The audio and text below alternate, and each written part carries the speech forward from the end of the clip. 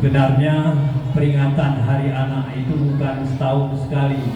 Tiap hari kita peringati Hari Anak.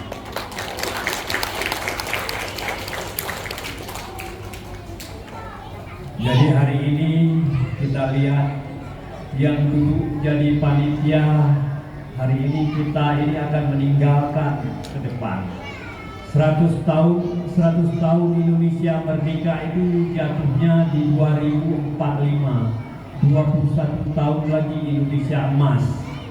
Jadi yang ganti kita duduk di depan yang jadi panitia itulah anak-anak sekarang yang sudah kita lihat tadi. Maka kalau saya tidak setuju sekolah layak anak, aman anak, memang harus aman dan layak. Kecuali yang harus kita perjuangkan kabupaten layak anak. Kalau di sekolah dia tetap harus layak dan aman.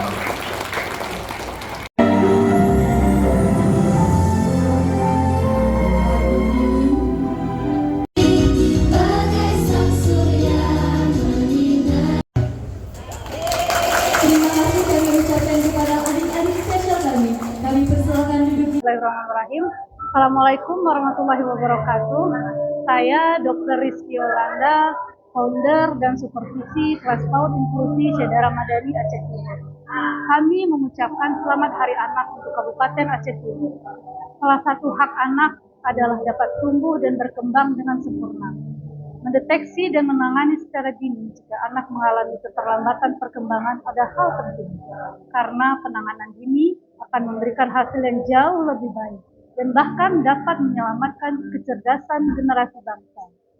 Oleh karena itu, di momen Hari Anak ini, mari bersama kita wujudkan pengasuhan yang layak anak bagi anak Indonesia. Terima kasih. Wassalamualaikum warahmatullahi wabarakatuh.